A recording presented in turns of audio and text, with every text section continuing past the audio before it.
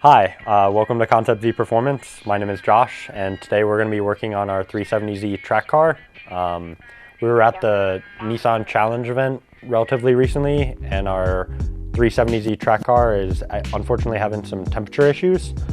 We noticed a lot of the other drivers, be it 370 or GTR, were running vented hoods and vented fenders, and we could tell that our airflow through the car just wasn't up to par with a lot of the other vehicles out there.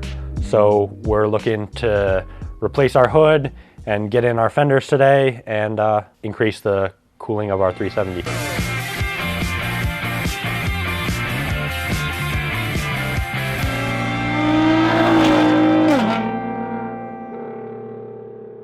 All right, Josh, so explain to the people our issues with our 370 so far when we've taken it to the track.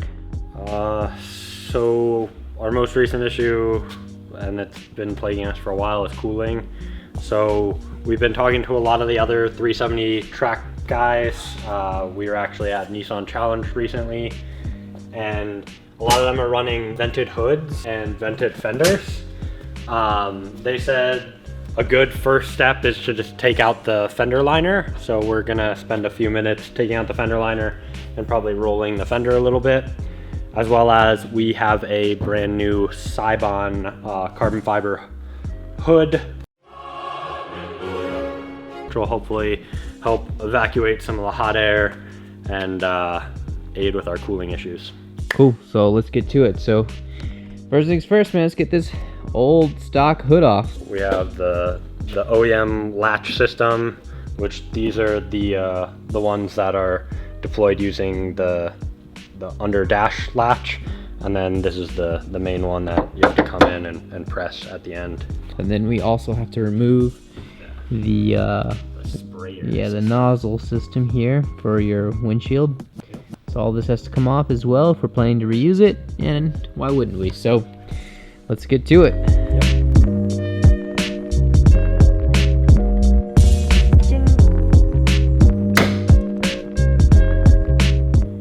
We got the windshield washer sprayers disconnected. Now we can just take the hood off, and then we can figure out how we remove the sprayers with the hood upside down off the car.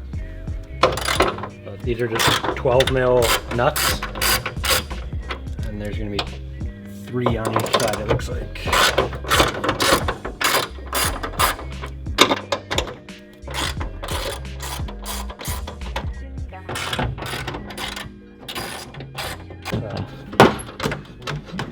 There goes that.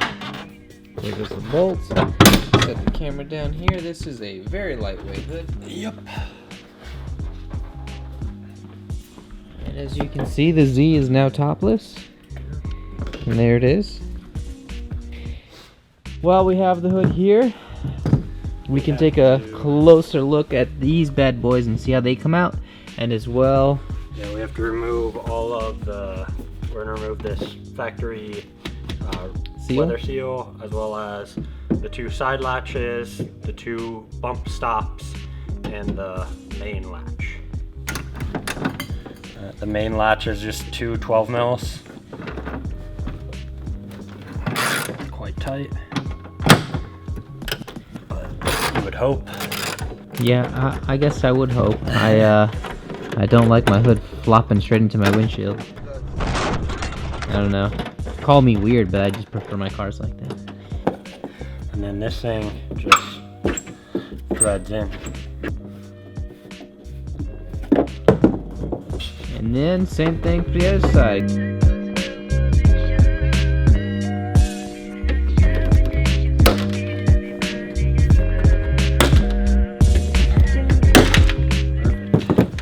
I don't think I broke a single one. That's a first. The only person in the world to have apparently not broken all the tiny plastic clips. All right, so. I mean, it pays to have the right tool. Harbor Freight, man. It's worth it. All right, now, last piece here. Yeah, now I just need to figure out how to get these stupid sprayers out. We were exploring earlier. It twists. They want to twist. And it twists fully sideways. But doesn't want to come out either way. Huh. So, oh, okay. So yeah, twisted sideways and I guess it just pops right out. This is going off to the hood graveyard. Yeah. With all of our other stock hoods.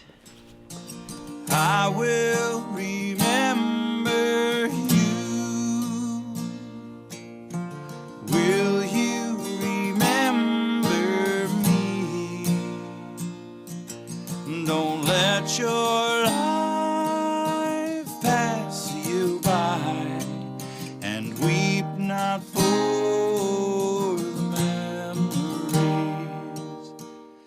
Unbox this bad boy and take a closer look. Packaged. Well, we've seen the raw, carbon on the back, but let's look at the Beautiful carbon on the front. Ooh, look at that weave. Oh, the focus sensor's going crazy on the camera right now. I can see it. There's just like all the little lines. Alright, so after removing all those clips, turns out this has none of the provisions to mount that in, unfortunately. So you could go in and drill out a bunch of little holes if you wanted to mark all of the spots. But, I mean, in a perfect world we would have it in, but really it doesn't do much except for keep dust out of this little front center section of the 370. So considering we're already like opening it up right there to get dirt in, yeah, exactly. I think we'll be just fine. I think so too. Alright, so now's the time to reinstall everything. So as we removed, we give back.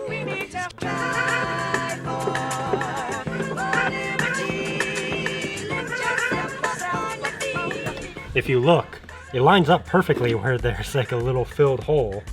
So what we'll probably do is I'll set this down on here, mark a hole, and I'll drill it. For some reason, they fill it. They don't give you that hole pre-drilled. They give you these ones for the bump stops, and they give you the thing for the hood. But for some reason, they fill these.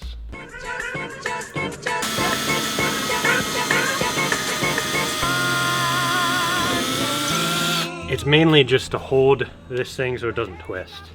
That's the like whole point of this pop clip, is to make sure the peg doesn't twist. Lift yourself up on your feet. Let's get it on. Lift yourself up on your feet. Let's get it on. Lift yourself up on your feet. Let's get it on. And it's too small.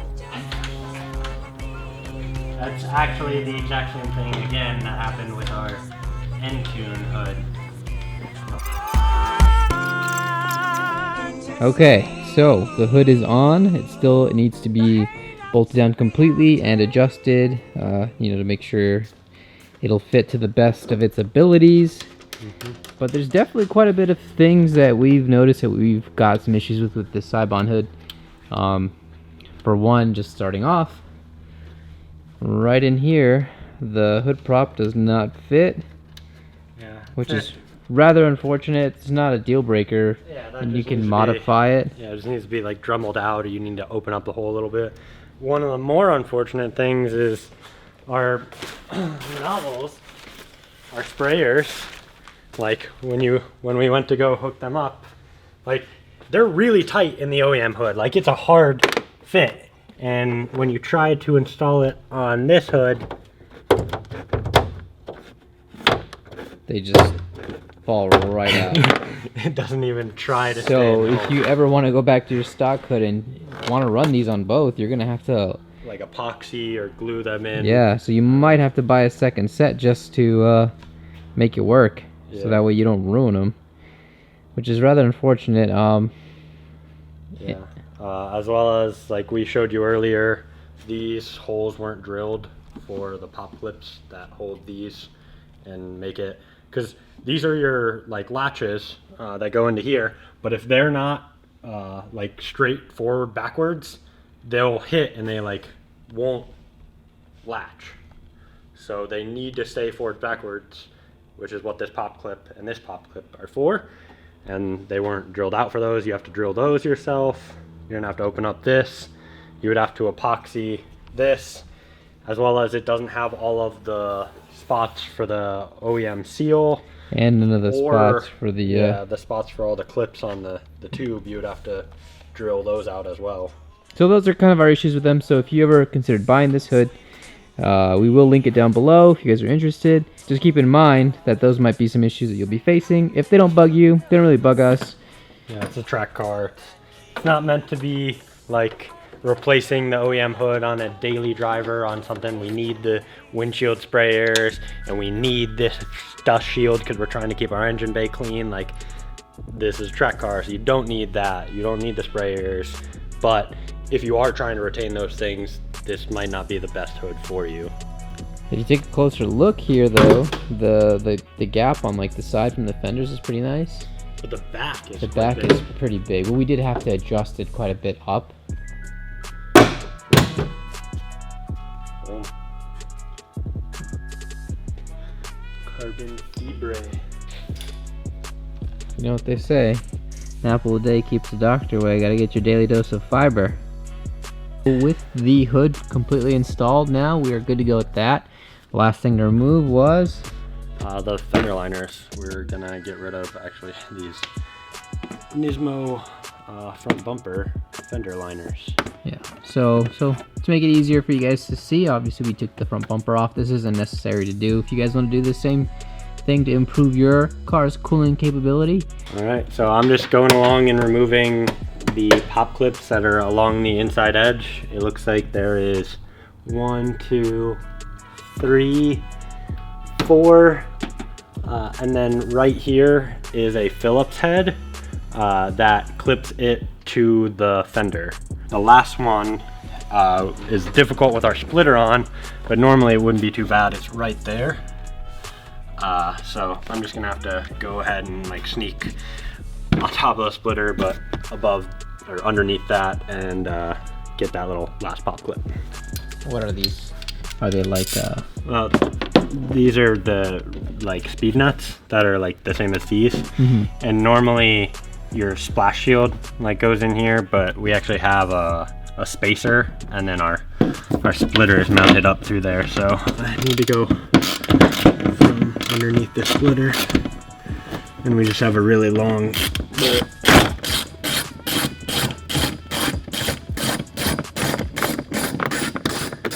Perfect.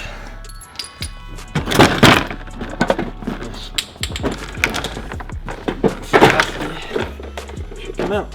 Perfect. Ours is a bit worn through in a few places, but honestly not too bad.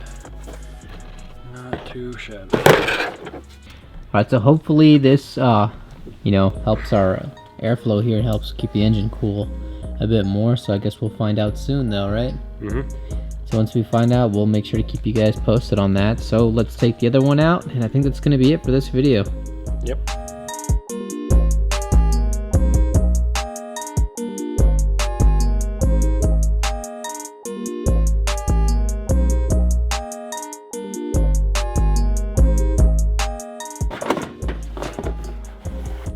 There we go.